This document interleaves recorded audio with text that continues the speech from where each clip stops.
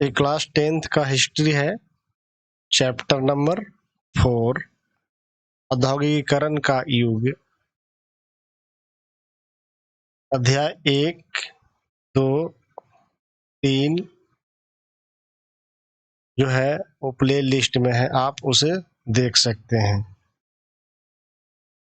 तो औद्योगिकीकरण का युग, अध्याय 4, क्वेश्चन नंबर पहला, ईटी पॉल म्यूजिक कंपनी द्वारा 1900 में प्रकाशित पुस्तक जिस पर नई सदी का उदय यानी डॉन ऑफ द सेंचुरी का अंकन है, किस विषय वस्तु से संबंधित है?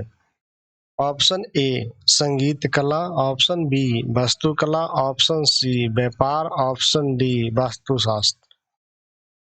तब इसका सही जो उत्तर हो जाएगा वो हो जाएगा ऑप्शन ए संगीत कला। प्राच्य यानी ओरिएंट शब्द से क्या तात्पर्य है? प्राच्य शब्द से क्या तात्पर्य है? ऑप्शन ए भूमध्य सागर के पूर्व में स्थित देश, आमतौर पर एशिया के लिए प्रयुक्त। ऑप्शन बी भूमध्य सागर के पश्चिम में स्थित देश। ऑप्शन सी भूमध्य सागर के उत्तर में स्थित देश। ऑप्शन डी भूमध्य सागर के दक्षिण पश्चिम में देश। तब इसका सही जो उत्तर हो जाएगा वो हो जाएगा ऑप्शन ए भूमध्य सागर के पूर्व में स्थित देश। गिल्ड यानी श्रेणी के संदर्भ में कौन सा विकल्प सही है? गिल्ड के संदर्भ में कौन सा विकल्प सही है? ऑप्शन ए गिल्ड उत्पादकों के संगठन होते थे। ऑप्शन बी गिल्ड से जुड़े उत्पादक कारीगरों को प्रशिक्षण देने के साथ साथ उत्पादक पर नियंत्रण, प्रतिस्पर्धा और मूल्य निर्धारण तथा व्यवसाय में नए लोगों को आने से रोकते थे। ऑप्शन सी शासकों ने भी विभिन्न गिल्ड्स के खास उत्पादक को उत्पादन और व्यापार के लिए का अधिकार दिया हुआ था। ऑप्शन डी उपरोक्त सभी। तो गिल्ड के संदर्भ में जो विकल्प है वो सभी सही है, यानी ऑप्शन डी सही हो जाएगा। कौन सा विकल्प सही सुमेलित है? ऑप्शन ए कह रहा है कि कांटेजर जंगली उत्पाद बीन कर काम करने वाले छोटे किसान को कहते थे। ऑप्शन बी कह रहा है कि स्टेपलर रेशे के हिसाब से ऊन को स्टेपल करने या छाटने वाला होता था। फुलर चुन्नटों के सहारे कपड़े को समेटने वाला। और ऑप्शन डी कह रहा है उपरोक्त सभी। तो इसका सही जो उत्तर हो जाएगा ऑप्शन डी उपरोक्त सभी। वह प्रक्रिया जिसमें कपास, ऊन आदि रेशों को कताई के लिए तैयार किया जाता है। Option A fuller, option B carding, option C कांटेजर, ऑप्शन डी स्टेपलर। तब इसका सही जो उत्तर हो जाएगा वो हो जाएगा ऑप्शन बी कार्डिंग। निम्न में से किसने न्यूकॉमेन द्वारा बनाए गए वाप के इंजन में सुधार कर 1871 में नए इंजन का पेटेंट करा लिया था? Option A James Watt, option B Richard Arkwright, option C James Hargreaves, option D Abraham Darby. तब इसका सही जो उत्तर हो जाएगा वो हो जाएगा ऑप्शन ए जेम्स वाट। ये जो चैप्टर 4 है, ये जो चैप्टर 4 जो है औद्योगिकरण का युग, ये बहुत इंपॉर्टेंट चैप्टर है। इससे हर एग्जाम में क्वेश्चन आता है। कॉमर्स एंड गोअर्स लेख किसके संबंध है? Option A Raphael Samuel, option B C Turner, option C Michael Wolf, option D H Dias. तब इसका सही जो उत्तर हो जाएगा वो हो जाएगा option A Raphael Samuel. Victoria कालीन ब्रिटेन में उच्च वर्ग के कुलीन तथा पूंजीपति वर्ग द्वारा हस्तनिर्मित वस्तुओं की तरजीह दिए जाने का प्रमुख कारण था। ऑप्शन ए हस्ती निर्मित वस्तुओं को परिष्कार और समुचित सुरुचि का प्रतीक माना जाता था। ऑप्शन बी, हस्त निर्मित वस्तुओं को फिनिश अच्छी होती थी। ऑप्शन सी, हस्त निर्मित वस्तुओं को एक एक करके बनाया जाता था और उसका डिजाइन अच्छा होता था।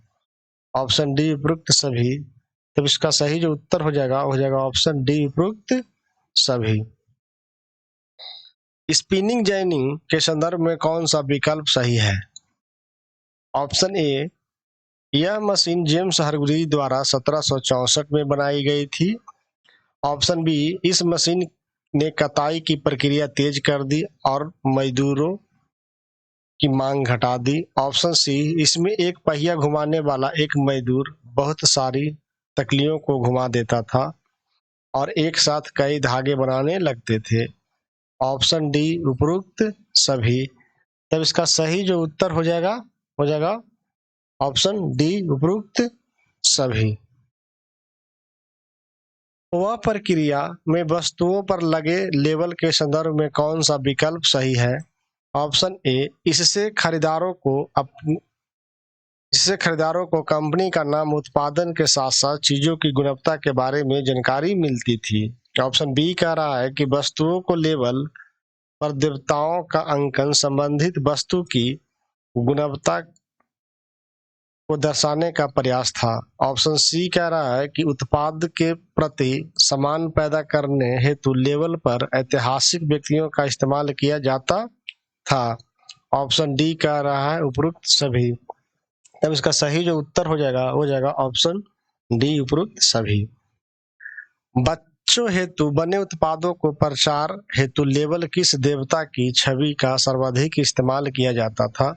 Option A, Kartik. Option B, Lakshmi. Option C, Saraswati. Option D, Balkrishna.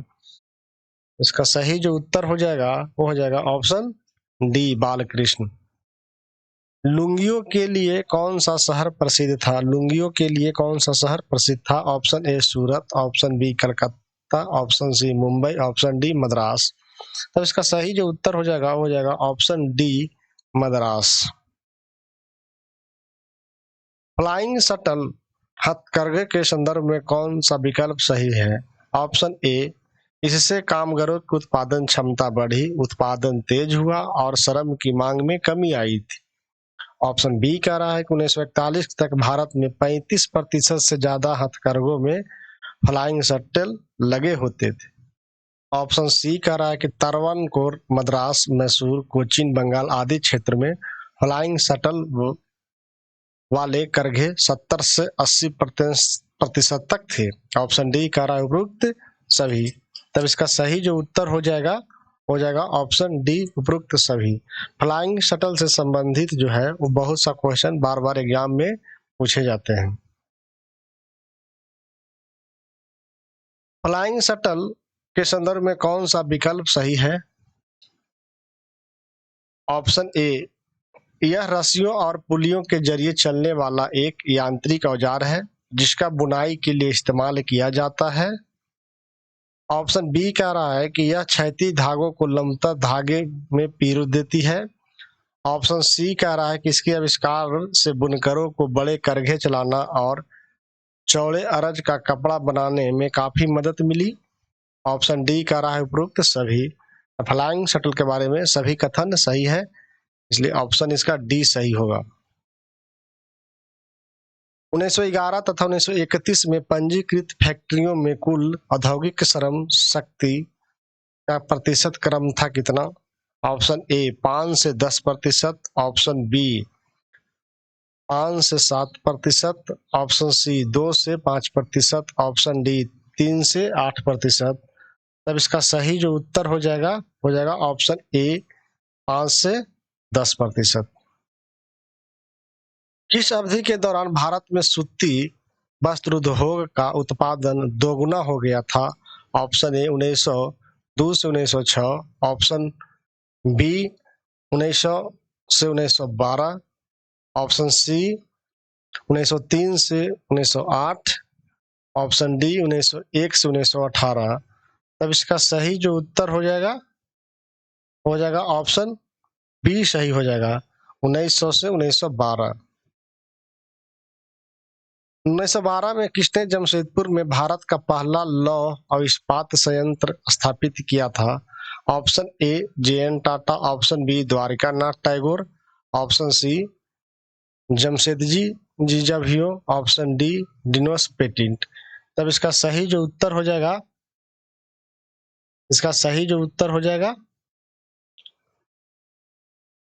वो हो जाएगा ऑप्शन ए JN टाटा। प्रथम विश्व युद्ध तक भारतीय उद्योग के विशाल क्षेत्र का नियंत्रण करने वाली यूरोपीय प्रबंधकीय एजेंसी कौन थी? Option A Bird Heilgers and company, option B Andrew Yule company, option C Jardine Skinner and company, option D उपरोक्त सभी। तो इसका सही जो उत्तर हो जाएगा वो जाएगा ऑप्शन डी उपरोक्त सभी। भारतीय उद्योगपति जमशेदजी जीजाभाई के संदर्भ में कौन सा विकल्प सही है? ऑप्शन ए पारसी बुनकर के बेटे जमशेदजी जीजाभाई ने चीन के साथ व्यापार और जहाजरानी का काम किया था, ऑप्शन बी जीजाभाई के पास जहाजों को एक विशाल बेड़ा था, ऑप्शन सी अंग्रेज और अमेरिकी जहाज कंपनी के साथ प्रतिस्पर्धा के कारण 1850 के दशक तक जीजाभाई के सारे जहाज बेचने पड़े, ऑप्शन डी उपरोक्त सभी। तब इसका सही जो उत्तर हो जाएगा ऑप्शन डी उपरोक्त सभी। मुंबई में पहला कपड़ा मिल कब लगी? मुंबई में पहला कपड़ा मिल कब लगी? Option A 1851, option B 1848, option C 1854, option D 1817। अब इसका सही जो उत्तर हो जाएगा ऑप्शन सी 1854। भारत में पहली जूट मिल कब प्रारंभ हुई थी? Option A 1853, option B 1855, option C 1862, option D 1878। तब इसका सही जो उत्तर हो जाएगा option B 1855।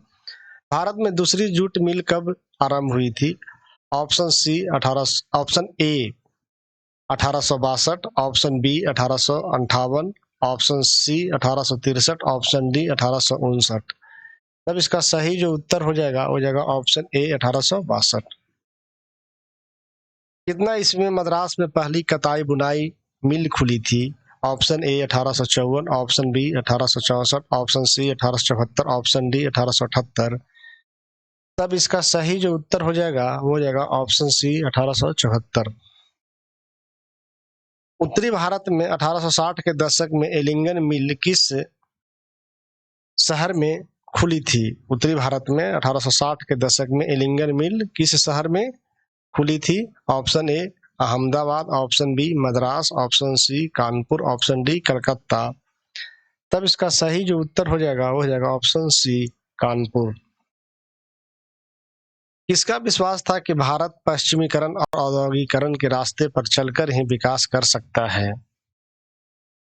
Option A Dwarkanath Tagore, option B GD Birla, option C JN Tata, option D Dinshaw Petit. तब इसका सही जो उत्तर हो जाएगा ऑप्शन ए द्वारकानाथ टैगोर। 18वीं सदी के आखिर अंग्रेज किस भारतीय उत्पाद का चीन का निर्यात कर उसके बदले चीन से चाय खरीदते थे इंग्लैंड जाती थी? 18वीं सदी के आखिर से अंग्रेज किस भारतीय उत्पाद को चीन को निर्यात कर उसके बदले चीन से चाय खरीदते थे जो इंग्लैंड जाती थी? ऑप्शन ए अफीम, ऑप्शन बी गरम मसाला, ऑप्शन सी सूती वस्त्र, ऑप्शन डी कीमती धातु। तब इसका सही जो उत्तर हो जाएगा ऑप्शन ए अफीम। द्वारकानाथ टैगोर के चीन के साथ व्यापार के संदर्भ में कौन सा विकल्प सही है? ऑप्शन ए बंगाल के द्वारकानाथ टैगोर ने चीन के साथ व्यापार में खूब पैसा कमाकर उद्योग में निवेश किया, ऑप्शन बी 1830 से 40 के दशकों में इन्होंने 6 संयुक्त उद्यम कंपनी लगा ली थी, ऑप्शन सी 1840 के दशक में आए व्यापक व्यावसायिक संकट में औरों के साथ द्वारकानाथ टैगोर ने उद्यम भी बैठ गए। ऑप्शन डी उपरोक्त सभी। तो इसका सही जो उत्तर हो जाएगा ऑप्शन डी उपरोक्त सभी। निम्न में से किस भारतीय उद्यमी ने चीन के साथ व्यावसायिक गतिविधियों में भाग लिया था? Option A Dwarka Nath Tagore, option B Seth Hukumchand, option C Dinshaw Petit, option D उपरोक्त सभी। तब इसका सही जो उत्तर हो जाएगा ऑप्शन डी उपरोक्त सभी।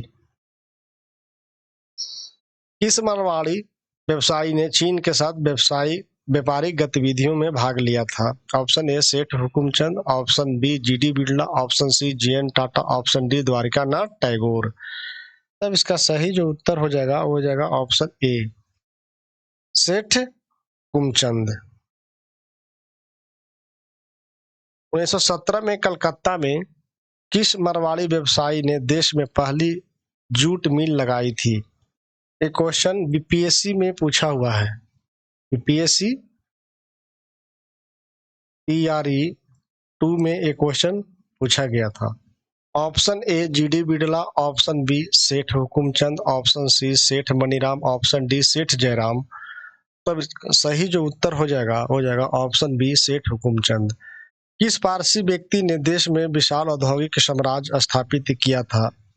Option A Jamsetji Nusserwan Tata, option B GD Birla, option C Dwarka Nath Tagore, option D Seth Hukumchand. तो इसका सही जो उत्तर हो जाएगा ऑप्शन ए जमशेदजी नुसरवान टाटा। किस भारतीय ने आंशिक रूप से चीन को निर्यात करके तथा आंशिक रूप से इंग्लैंड को कपास निर्यात करके पैसा कमाया था? ऑप्शन ए डिंसा पेटिट बम्बई में, JN option B JN Tata, option C GD Birla, option D A B दोनों। तो इसका सही जो उत्तर हो जाएगा ऑप्शन डी यानी ए बी दोनों, डेनिस पेटिट मुंबई और जेएन टाटा। 19वीं शताब्दी के मध्य में भारतीय बुनकरों को किन समस्याओं का सामना करना पड़ा था? ऑप्शन ए निर्यात बाजारों का ढहना और स्थानीय बाजार का सिकुड़ना, ऑप्शन बी स्थानीय बाजार में मैनचेस्टर से आयातित मिल की भरमार होना, ऑप्शन सी कम लागत पर मशीनों से बनने वाले आयातित रास्ते कपास उत्पादों को बुनकरों द्वारा मुकाबला नहीं कर पाना, ऑप्शन डी उपरोक्त सभी। तब इसका सही जो उत्तर हो जाएगा ऑप्शन डी उपरोक्त सभी। 1850 के दशक में ब्रिटेन भारतीय आयात में सूती कपड़ा का आयातित कितना प्रतिशत था? Option A 18%, option B 27%, option C 31%, option D 54%। तब इसका सही जो उत्तर हो जाएगा ऑप्शन सी 31%। 1811 से 12 में भारतीय निर्यात में सूती माल का हिस्सा कितना प्रतिशत था? Option A 33%, option B 15%, option C 64%, option D 38%। तो इसका सही जो उत्तर हो जाएगा ऑप्शन ए 33%। 1850-51 में कुल भारतीय निर्यात में सूती माल का हिस्सा घटकर कितना प्रतिशत रह गया था? Option A 8%, option B 11%, option C 3%, option D 1%। तब इसका सही जो उत्तर हो जाएगा ऑप्शन सी 3%। यूरोपीय कंपनियों को बढ़ती ताकत स्थानीय दरबारों से हासिल रियायतें तथा व्यापार पर इजाराती अधिकार प्राप्त करने से किस बंदरगाह का व्यापारिक महत्व कम हो गया था? Option A Surat, option B Hooghly, option C Mumbai, option D A B दोनों। तब इसका सही जो उत्तर हो जाएगा ऑप्शन डी ए बी दोनों, यानी सूरत और हुगली।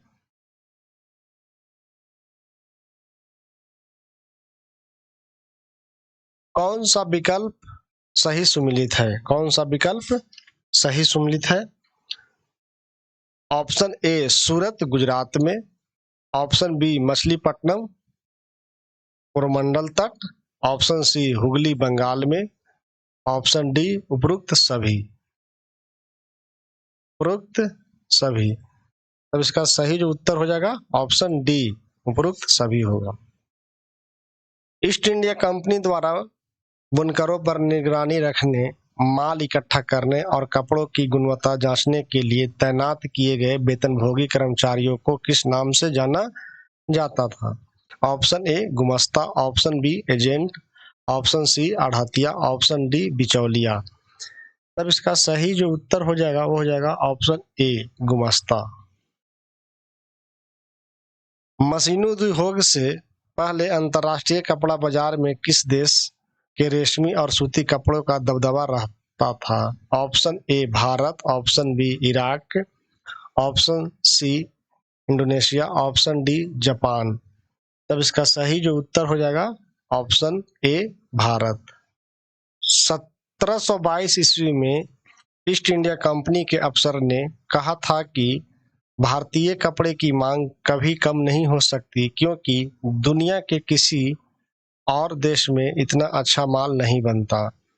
ऑप्शन ए हेनरी पुतलूल ने कहा था, ऑप्शन बी सी टर्नर ने कहा था, ऑप्शन सी एम जैक्सन ने कहा था, ऑप्शन डी टी निकोलसन ने कहा था। अब इसका सही जो उत्तर हो जाएगा ऑप्शन ए हेनरी पुतलूल ने कहा था। वीडियो अगर पसंद आए तो सब्सक्राइब, लाइक और शेयर जरूर कीजिएगा। ये जो चैप्टर 4 है बहुत इंपॉर्टेंट है, मोस्ट इंपॉर्टेंट है, इसलिए इसे ध्यान से पढ़िए और इसको एक एक लाइन को याद कर लीजिए क्योंकि ये सारा बुक से है।